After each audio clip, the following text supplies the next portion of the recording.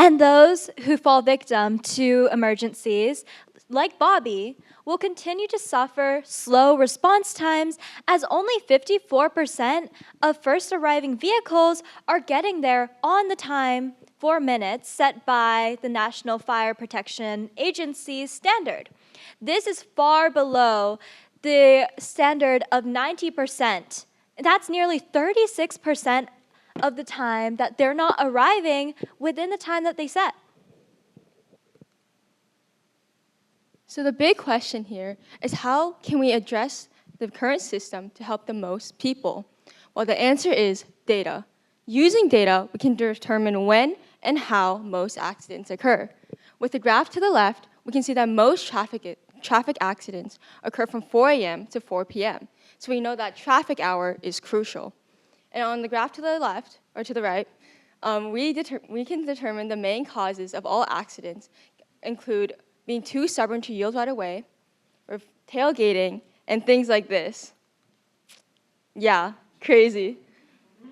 But essentially, we can use historical data to determine the pattern, to recognize the patterns and features to improve the EMS system.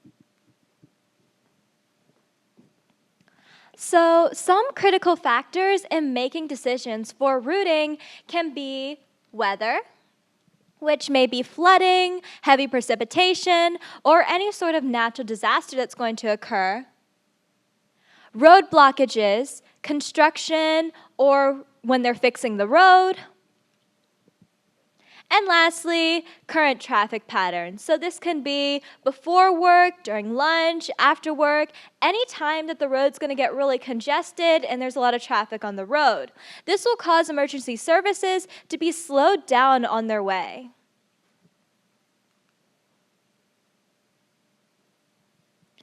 So staffing shortages in North Carolina have caused a slower response time in emergency service vehicles. And here's a video about that. Having an impact on ambulance response times. Thanks for joining us, everyone. I'm Rod Carter. And I'm Angela Taylor. We've been reporting on this for months. CBS 17's Galat Malaman's learned it's a situation that's happened more often recently. And Galat, why is that? Ron and Angela, Wake County EMS says it's happening more often because there's a staff shortage and an increase in volume. That creates a perfect storm for no ambulances on the road.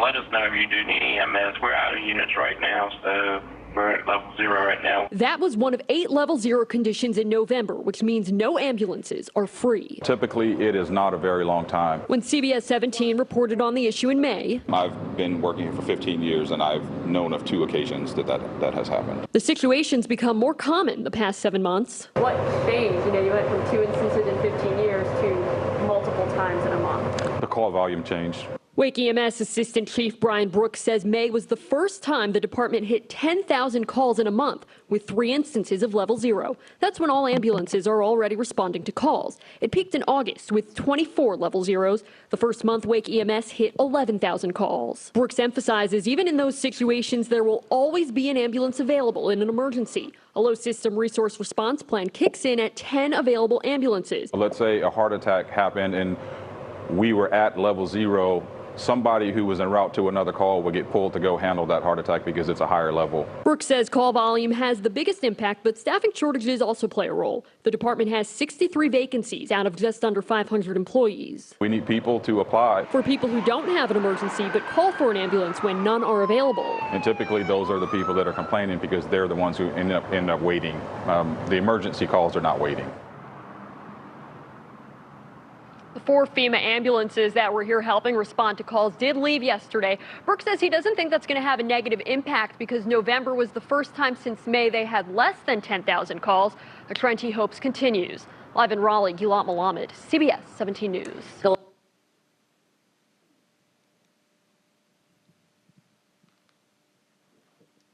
So to address the emergencies, we first need to figure out what types there are.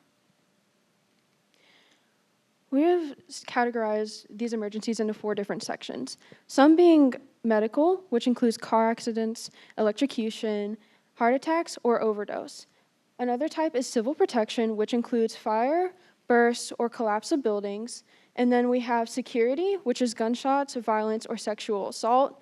And then we have public service, which includes social care, infrastructure, and sewage maintenance.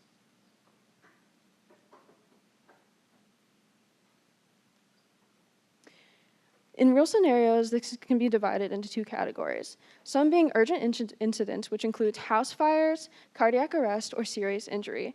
And then maybe needed for assistance, which isn't as urgent, includes car wrecks that are mild, cats in trees, or non-lethal injuries. The current system that emergency service vehicles have been using is already pretty good, and since we've been using it for so many years. However, it can still use some improvement, as current emergency service vehicles are encouraged to either memorize the routes they're taking or use whatever GPS they have on their phone. This GPS lacks the urgency to consider and solve the problem of routing these emergency service vehicles to their proper locations.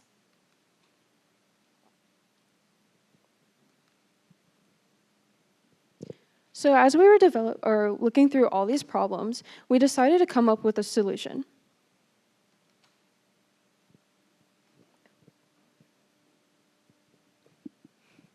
Roads often get congested during emergencies, and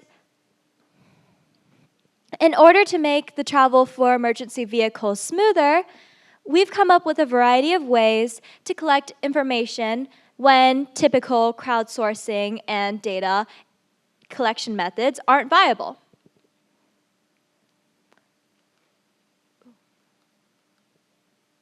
This includes drone surveillance,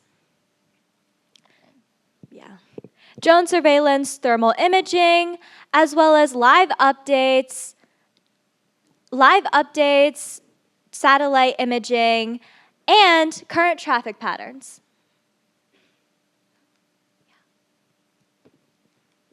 One of the most effective yet expensive methods of surveying the land is satellite and aerial imaging. By either sending a satellite into space or flying a plane, you can get clear images where 1 pixel is about 15 meters or 50 feet. That is crazy. But a problem that scientists found were clouds. Clouds essentially block the signals from ever reaching the ground. Especially during many natural disasters or the annual hurricanes that we all have, aircrafts can't fly, thus hindering the satellite process. So, what can we do? Well, nothing until scientist Carl Wiley wondered if we could use energy to our advantage.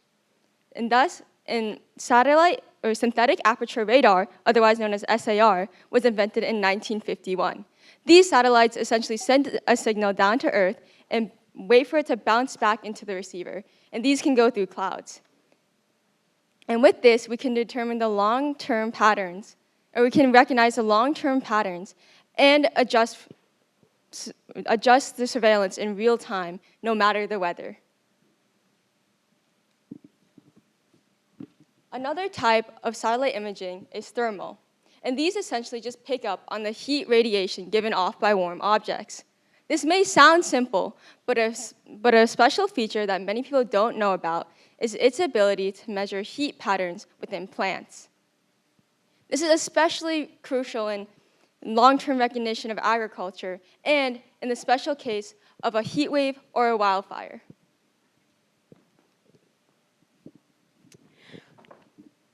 So next we'll move on to drones. Drones paired with AI can support emergency services in crucial ways, especially through natural disasters, natural disasters, accidents, or large-scale emergencies where time and visibility are crucial. Drones offer a real-time aerial perspective of an emergency scene, even in hard-to-reach or dangerous areas. AI can analyze this live footage instantly.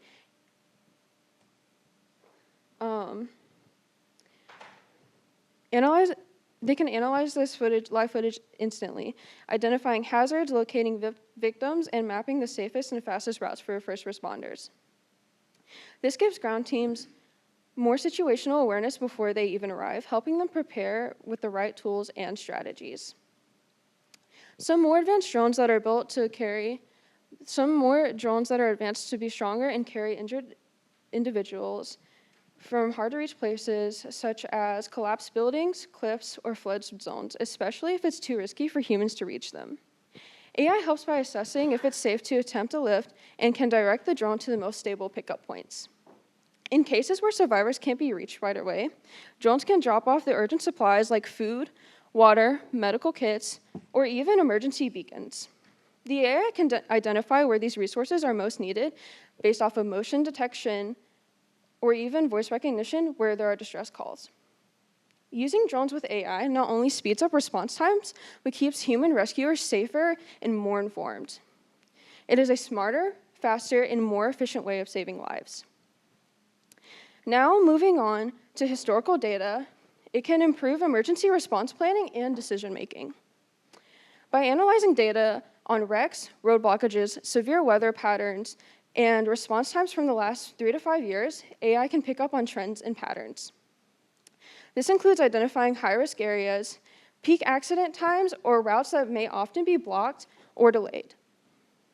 For example, if a certain highway tends to flood during storms in September, teams can pre-stage supplies or reroute traffic ahead of time. It can also update its recommendations in real time whenever new data comes along.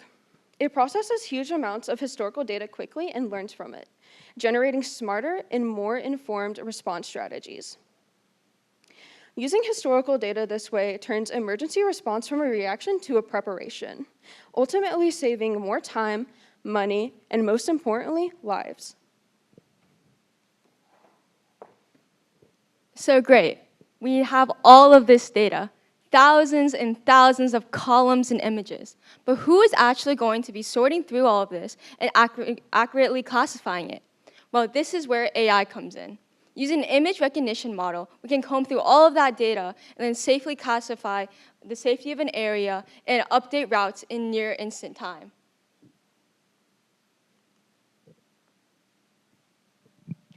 Our AI model could benefit from fast connectivity and fast rates of communication.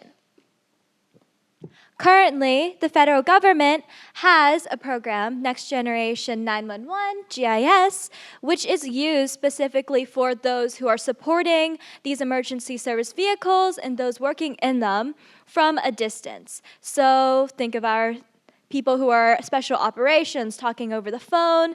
They need some fast connectivity because every second counts in matters of an emergency.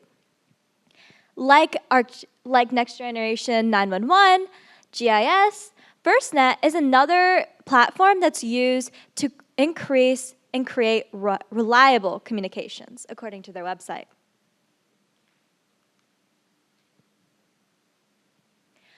And so, what makes our model any different from, say, Waze or Google Maps?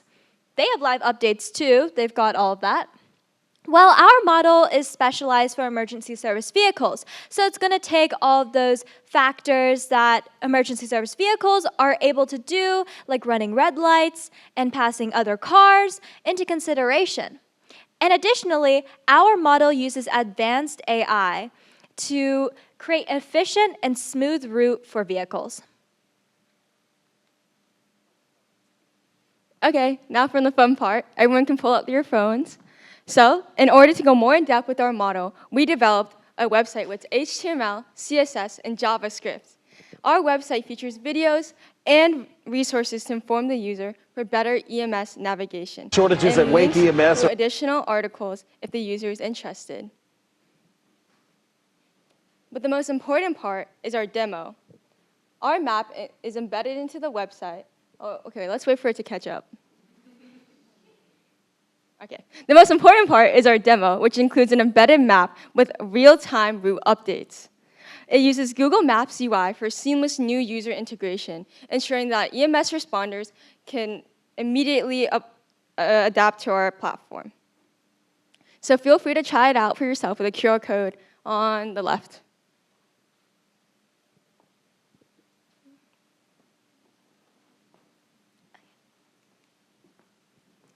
So what would this look like in real life? It's 3 p.m. on a rainy Tuesday, and an ambulance is rushing to a car crash in Raleigh. Every second counts. But halfway there, a trailer tractor jackknifes and blocks the main route. In the past, this would mean precious minutes lost while dispatch scrambles to figure out a new route. But now, with AI-powered systems and drone support, things are different.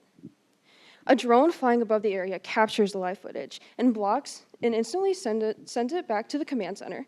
At the same time, AI analyzes new traffic routes and current weather conditions to help them.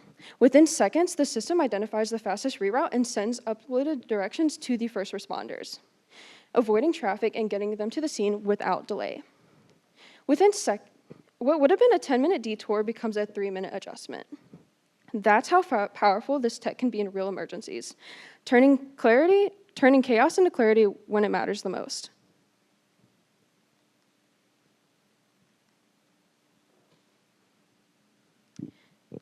These are our resources. Thank you for your time. Thank you.